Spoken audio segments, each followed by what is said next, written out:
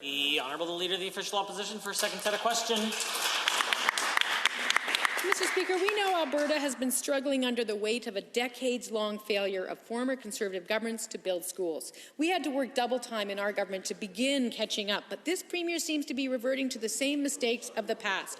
Our fastest-growing urban neighbourhoods in our biggest cities were underserved in this budget. Modular classrooms, once a last resort to address growing pressures, are now being celebrated. Why are our kids in school the last priority on this government's list?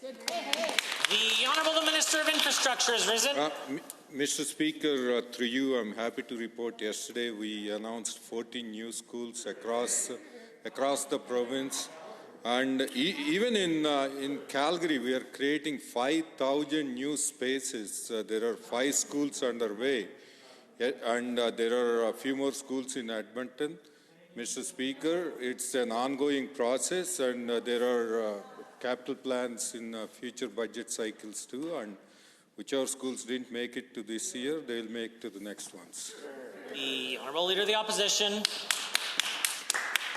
Quote, we are one of the fastest growing school divisions in Alberta, and the decision to not fund any of our infrastructure projects will impact students, staff and families. That's Tricia Esterbrook's chair of the Edmonton Public School Board. They're the second largest school division in the province, but the Premier gave them $0 to build, modernize or replace their schools. Premier, first the U of A and now Edmonton Public. There's a pattern here and it doesn't look good. Why is this government punishing Edmonton? Minister of Infrastructure. So, Mr. Speaker, I can provide the list of schools underway in Edmonton to the official opposition leader. And also, Mr. Speaker, in addition to the 14 schools we announced yesterday, there are 62 more under different stages of construction.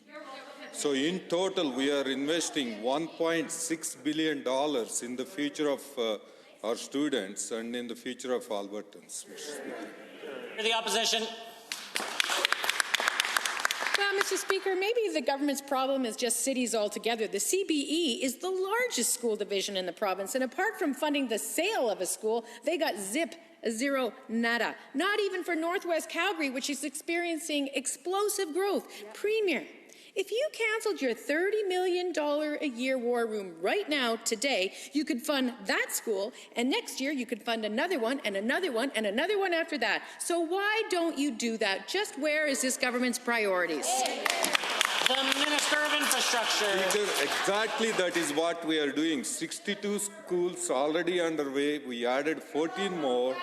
And the member opposite would realize we are running a deficit of $18 billion this year on the top of $20 billion we ran last year, and our debt is going to hit $130 billion. So I ask Albertans to work with Alberta Education, which evaluates school projects on several objective metrics. It is done in conjunction with the school boards, and we are working on it, Mr. Speaker.